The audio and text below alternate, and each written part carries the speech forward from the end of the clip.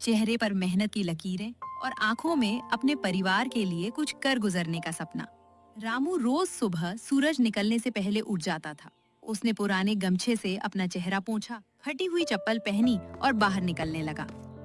तभी उसकी पत्नी सीता ने आवाज लगाई, सुनो जी, आज घर में बस थोड़ा सा आटा बचा है। अगर आज भी मजदूरी नहीं मिली तो रात का खाना बनाना मुश्किल हो जाएगा।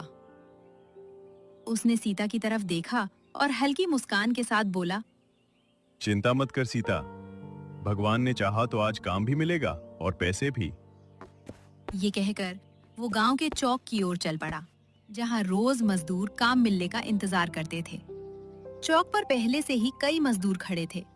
तभी एक जमींदार आया। मुझे सिर्फ 4 मजदूर चाहिए। सभी लोग उसके पीछे दौड़ पड़े। रामू भी उम्मीद लेकर आगे बढ़ा, लेकिन जमींदार ने दूसरे लोगों को चुन लिया। रामू की उम्मीद एक बार फिर टूट गई। वो मायूस होकर वहीं बैठ गया।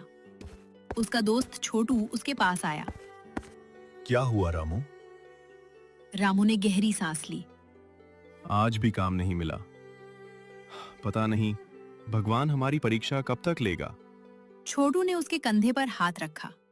हिम्मत मत हार, मेहनत करने वाले की किस्मत एक दिन जरूर बदलती है। रामू ने हल्की मुस्कान दी, लेकिन उसके मन में चिंता बढ़ती जा रही थी। दोपहर तक उसे कोई काम नहीं मिला। खाली हाथ वो घर लौट आया। घर पहुंचते ही उसकी छोटी बेटी गुड़िया दौड़कर उससे लिपट गई।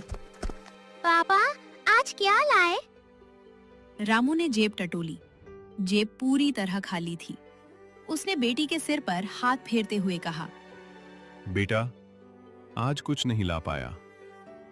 गुड़िया मासूमियत से बोली, पापा, सामने वाले घर में आज मटन बना है। उसकी खुशबू हमारे घर तक आ रही है। मुझे भी मटन खाना है। ये सुनते ही रामू की आंखें झुक गईं। उसके पास इतना पैसा भी नहीं था कि आधा किलो मटन खरीद सके। सीता ने तुरंत बात संभाली। गुड़िया, जब तुम्हारे पापा पैसे कमाएंगे तब हम भी मटन बनाएंगे। गुड़िया चुपचाप अंदर चली गई। रामू बरामदे में बैठ गया। उसकी आंखों में आंसू थे। वो मन ही मन सोचने लगा, मैं कैसा पिता हूँ, अपनी बेटी की इतनी सी इच्छा भी पूरी नहीं कर पा रहा। शाम ढलने लगी। रामू गांव की सड़क पर यूं ही टहल रहा था। तभी उसने देखा कि गांव के बाहर एक मटन करी का ठेला लगा था। वहां ग्राहकों की लंबी लाइन लगी हुई थी। लोग बड़े चाव से मटन करी खा रहे थे। कोई कह रहा था, वाह, ऐसा स्वाद तो शहर में भी नहीं मिलता। दूसरा बोला, कल भी यहीं आएंगे। रामू कुछ देर तक उस ठेले को देखता रहा। फिर उसके मन में एक विचार आया।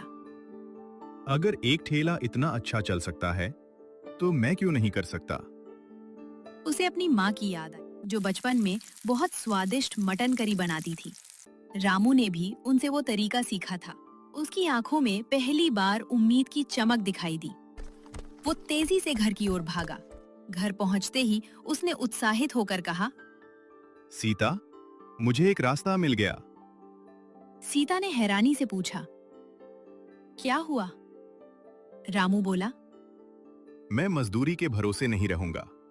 मैं अपना मटन करी का ठेला लगाऊंगा। सीता कुछ पल चुप रही। लेकिन ठेला, बर्तन, मटन, ये सब आएगा कहाँ से? रामू ने घर के कोने में रखा पुराना लकड़ी का ठेला दिखाया। याद है, यह ठेला पिताजी का था। इसे ठीक कर लेंगे, कुछ पैसे उधार ले लेंगे। अगर मेहनत करेंगे तो सब लौट जाएगा। सीता ने रामू की आंखों में पहली बार आत्मविश्वास देखा। वो मुस्कुराई, अगर तुमने ठान लिया है तो मैं भी तुम्हारा पूरा साथ दूंगी। मसाले मैं तैयार करूंगी और खाना बनाने में भी मदद करूंगी। रामू ने राहत की सांस ली। उसी समय गुड़िया बाहर आई। पापा, क्या हम भी मटन खाएंगे? हाँ बेटा, बहुत जल्द तुम अपने पापा के हाथ की सबसे स्वादिष्ट मटन करी खाओगी। नमस्कार, मैं अमित भोबिया। दोस्तों, आज मैं आप लोगों को बताऊंगा